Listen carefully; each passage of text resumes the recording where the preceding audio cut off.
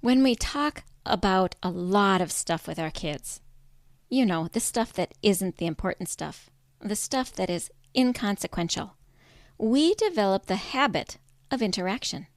When 90% of our interactions are wonderful, and then the hard conversations that do necessarily come won't be as big of a deal.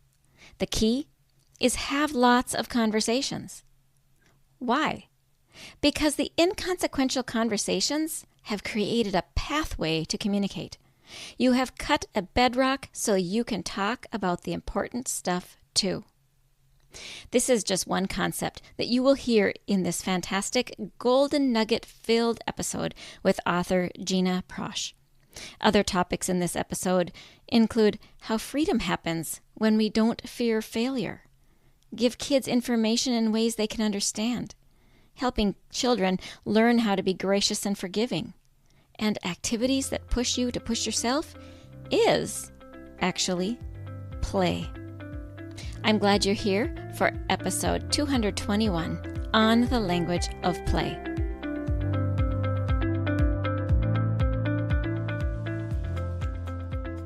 Does your child have a speech-language delay and you really want them to talk? Do difficult behaviors derail home life and you know the frustration is a communication struggle? Does your child see a speech therapist and you wonder, what do they do and how can I help? If these or similar questions are in your mind, this podcast is for you. Hello, my name is Dina Lynn Rosenbusch. I am a speech-language pathologist that has worked with children from birth to 21 for 3 decades. And in my classrooms, I see you wanting to connect with the heart of your child, but their speech and language skills create a barrier. So if you have a kiddo that has difficult behaviors, needs to expand their language or learn to say speech sounds, and maybe even receives speech therapy, stay tuned, because in this podcast, you will learn how to use your daily life as a tool to communication practice and how to do that practice. You will become confident knowing you are making the difference you want to make. And you will hear success stories of parents who have navigated these struggles already. We'll do this all while focusing on building deep, meaningful connection and confidence in your kiddo. So grab a cup of coffee along with a notebook and pen. It's time to speak in the way your child's brain understands. And that is the language of play.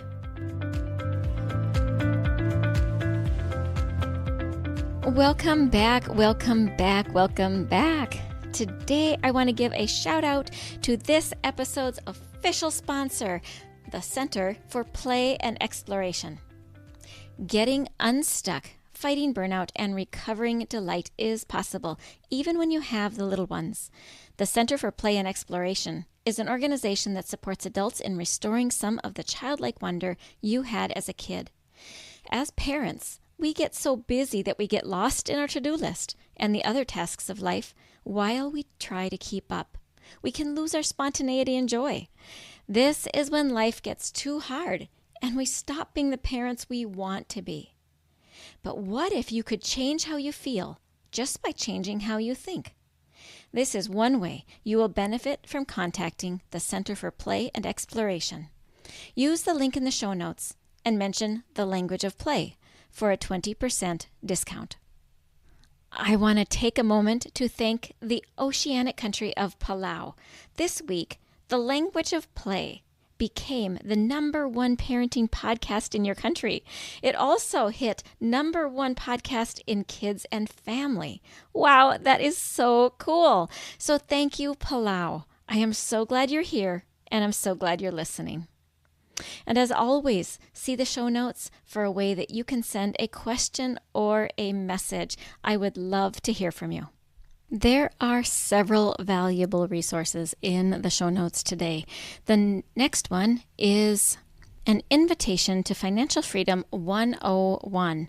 This is Penelope Jane Smith's 3-day online event I will be attending, and she has allowed all of the listeners of the Language of Play to attend this event for free. So check the show notes and get the link, and she will teach us a lot about making passive income, saving for the future, more productive ways to think about money, and so much more. If you choose to attend, send me a message. I would love to look for you there. And also in the show notes is 5 ways to get your kids to listen better. This valuable resource is a 6-email series and was developed with kiddos with ADHD in mind. Remember, listeners, when you hear topics on this podcast and you're thinking, boy, that pertains to me, and you want to know more, you can always go to my show notes and you can schedule a time that we can talk together about what you're dealing with at home to see if we might be a fit to work together. Or email me at hello@thelanguageofplay.com. That link is in the show notes too. Now let's get started with today's pre-recorded episode. Today we have Gina Prosch with us again. She has come back because she has put out another fabulous book, and we are going to talk about that book and also remember our last episode. So who is Gina? Gina has created #ThisDay'sJoy, which was a 10-year-long odyssey of looking for joy each day, every day. And today, she continues to promote the active pursuit of positive emotions with her children's books. Joy, you find what you look for. Hope, more than wishful thinking. And love, it's show and tell. That's the one we're going to talk about today. Gina, thank you for being with us today on The Language of Play. I remember our last episode, and we had so much fun talking about your other book, Joy. No, we talked about hope. Hope, more than wishful thinking. And it was really fun. And we also talked about your life as a homeschooling mom. Welcome back to The Language of Play. Thank you so much for having me. It was so much fun last time. It's good to be back. Yeah, I love it when people get to come back, especially when you've got so much to offer, and you do have a lot to offer people. One of the quotes that you said last time that really resonated with me was when you realized that your son learned best when he didn't know he was learning at all. And I think that was the title. So it's episode 174 was the episode that you were in last time. And listeners, I will link that in the show notes too. That concept of learning best when our children don't know they're learning at all is something that I always loved to do in my program. Or, when I would have kids in the classroom and then parents would come in too, and they would be surprised because the child would just say, I just played a game. When the parents would ask, well, what'd you do today? And the teachers would be the same way. But then I had to teach them, ask, what did you do in order to make a move in your game? And then they would find out what the work was because the children didn't really know that they were learning. They thought they were playing, which of course, as you know, helps a child to learn well. Tell me about that. It is simply amazing. And when you find someone else who sees the evidence in real time in front of you, it's like, oh yes, kindred spirits. Because yes. we are because we know the power of it.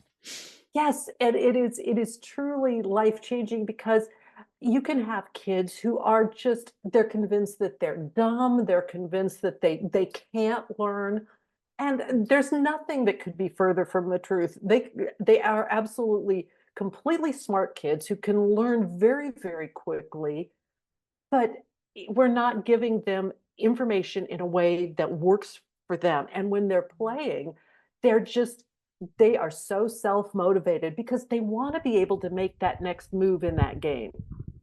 And so if they have to figure out how to multiply in order to make a move, all of a sudden they are multiplying, or all of a sudden they are, the urge to win at bananagrams can really encourage spelling in crazy ways, and it's really magical when you see it happen. It is. It's like really understanding what play is. Play is that language. Play is that mode. How do you look at play? I look at play as those kinds of activities, and this is from like more of an adult perspective, but play are those kinds of activities that really they push you to push yourself. And when I'm working on this afghan right now, and it's like a whole bunch of different blocks, but a whole bunch of different crochet stitches, and Hmm. some of them are tricky. And so as I'm working through it, it's like, oh nope, not right yet. Rip it out, put it back in, try again. And there is such a sense of play to that, because it's like I'm just challenging myself. I'm competing with myself to Hmm. figure out how this works. It's that, and that's the sense that I try to communicate with kids when they're doing stuff. And to see like language and literature and stories not as these, oh, these are terrible things that I'm just so bogged down in, but that these are stories about the human condition. These are stories that you're going to see played out. Even though it might be Macbeth, you're going to see Macbeth in the world around you someplace. Mm. And there's that idea of play that I try to take to classes when I teach like that. Yeah, I love your phrase. When you challenge and compete with yourself. This to me sounds like we're experimenting. We're going through a struggle that we want to go through because we're discovering and exploring. Mhm. And it Yeah, sounds like your crochet is that kind of thing for you, where you are trying to do something new and it doesn't work quite right. So you just try it again, but there isn't the competition that would be a loser winner. It is just winner winner because I am competing with me. Either I win or I win. Either I learn something or it's exactly. done. So it has that sense of relax to it too. Even though we're Absolutely. competing or with ourselves, even though we're challenged, even though we're struggling, there's a sense of peace and relax on the inside while it's going on. Yes, and you're sitting there thinking, okay, every failure that I have in this particular task is just another step. Mm. It's another step toward, well, okay, that's obviously not what it's supposed to be. So it must be something different. So I've eliminated doing it that way. What can I try next? And I think that there is a great sense of freedom that can come in that, getting rid of that fear of failure. I don't remember if it was you that I was talking about, but it's like the story of the kids that are told to make one perfect clay pot, or the kids who are told to make, as many clay pots as they can in a month or something like that, and the kids that make a bunch of them and failure's not a big deal, just end up making much better pots, Yeah. because they're just playing, and failure's not a big deal, and we'll get it right eventually, and all of those kinds of those wonderful things. I love that And you used the word freedom to describe that because that was actually the word that I had inside of me. As you were describing it, I thought, oh, that sounds like freedom. And then you said it's freedom. but I love that, creating that kind of a safe environment. And I know we're going to get to the book, but I'm going to like segue right there now. I think that one of the things that I try to do in showing the relationship between Holly and her mom is that there is a lot of freedom there for Holly to not be perfect. Yes. And perfect. We're going to draw in that segue right now because that is true. My brain wasn't even on the book yet. And this is so good because you just did it. So if you are seeing the video, Love, It's Show and Tell is a beautiful, beautiful book, like her other one, that had lots of color in it. And we have the daughter named Holly, right? Or was Yep. the mom named? Yeah. No. I have to stop and think. Was she named Mom and Holly? So mom calls her Sweetie. So I forgot her name.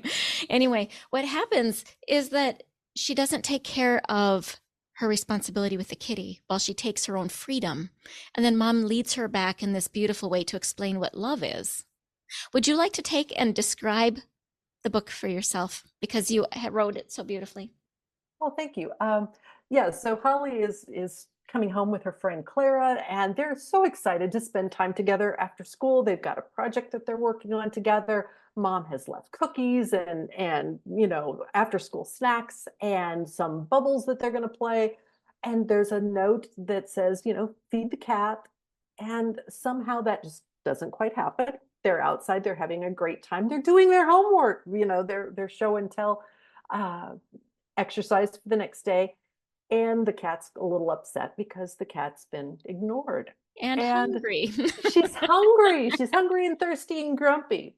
And they when they're outside, they are they're having a great time and come in to a bit of a disaster there in the kitchen.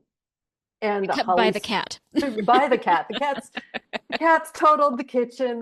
The kitchen's a trash wreck. But Holly's then like, oh, naughty kitty, bad kitty. And her mom reminds her, I did leave a note that said to feed the cat and make sure that the cat's okay. And she learns this lesson about love, and that love is showing through your actions, the way you feel about people. It's more than just saying something and tossing it aside. And that you can communicate love through the things that you do, not just the things that you say. And it's that old actions, not words, act and non-verbal, Mhm.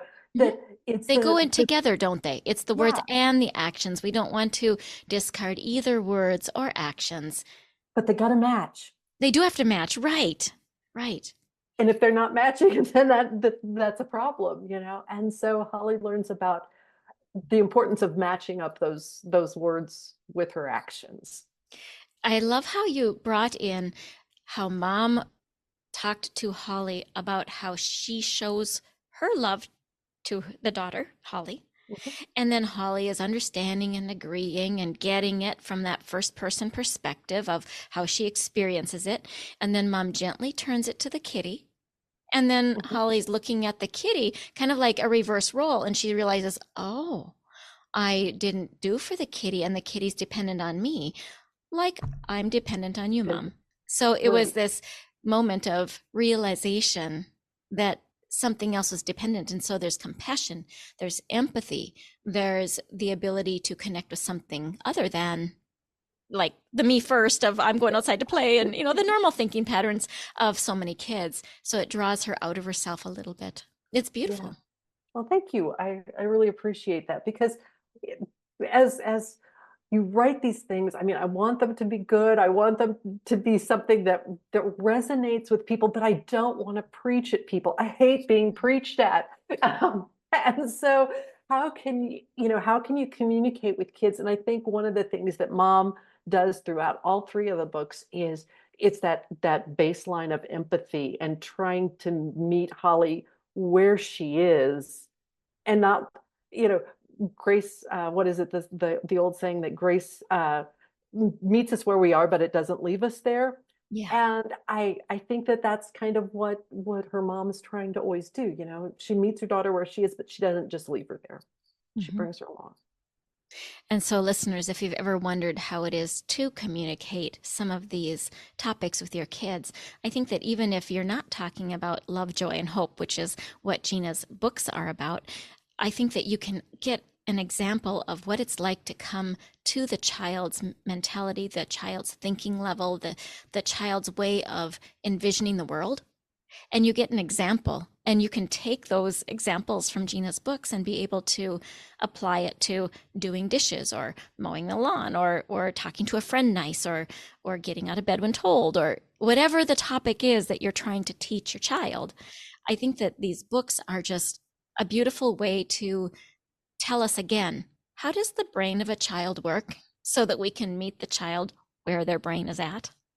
Yeah, because unless you meet them where they are, I mean, it seems like there's just so much more conflict when you're trying to force the kid to be someplace that they may not be able to be, cognitively. They're just not there yet. So you really do have to go where they are Mm-hmm. in order to take them by the hand and very gently lead them out to a different place, maybe out of Mm-hmm. bed in the morning, first thing. Yes. And you have creatively done that in a way that the reader can enjoy and the child can learn from. So it's Yeah. very well done. Well, and that when you're talking about young kids and picture books, I always imagine, that it's the kid and the mom and the kid and the dad reading the book together. And so I want there to be messages for both of them there.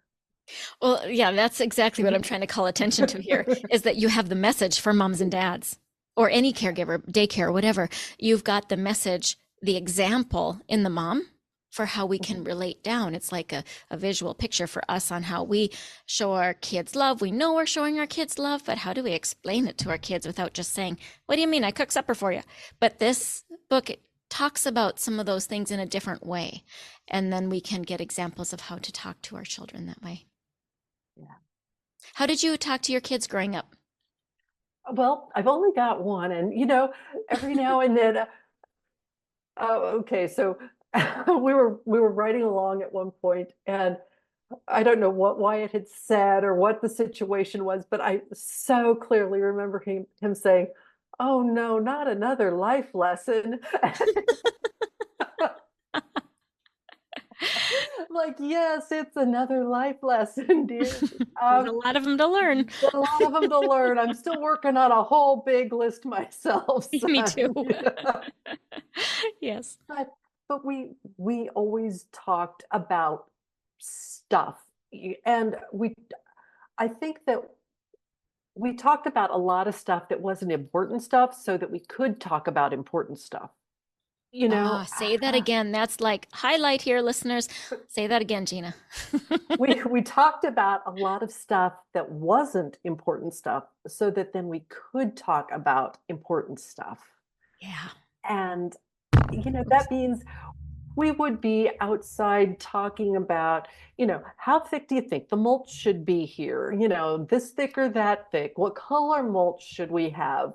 All kinds of little things that they're not consequential, and there's no winner or loser in what color the mulch is, or if you got the pink zinnia or the orange zinnia or the yellow zinnias. Who cares? But the point is that you create these pathways of conversation so that then when you do have to have another conversation that might be a little bit more uncomfortable or a little bit more, yeah, we're not going to do things that way, that you've got this bedrock of all kinds of non-threatening, happy conversations that you've had. And so it's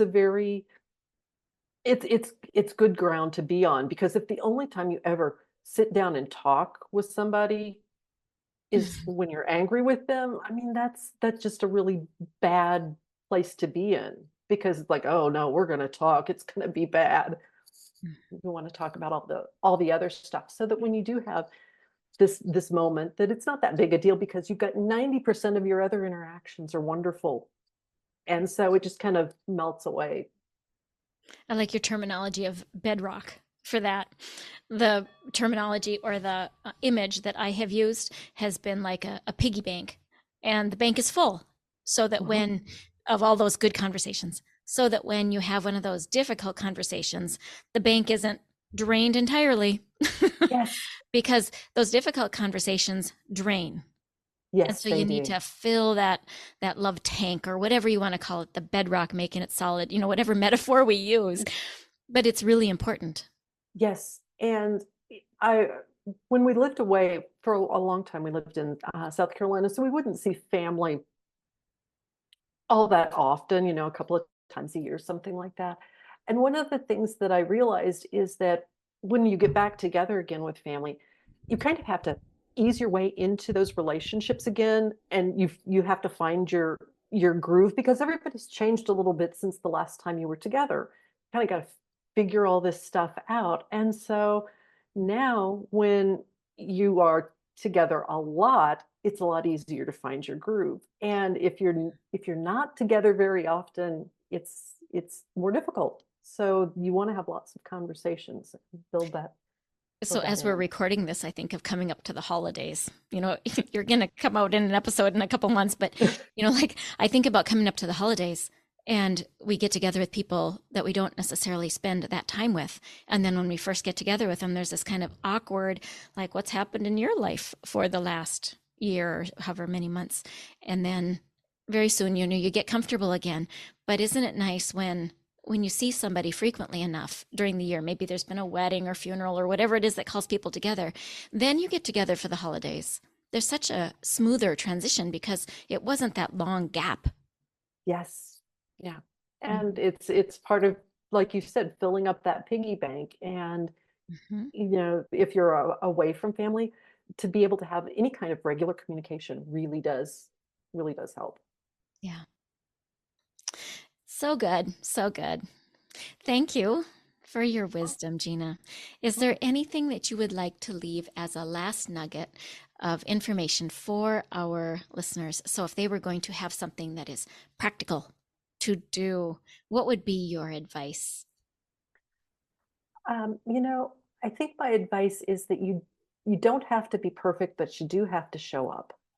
And Mm, the more you can show up in the lives of your kids and be willing to own up to your own mistakes and your own foibles and failings, I think that creates a lot of empathy from them on the other end.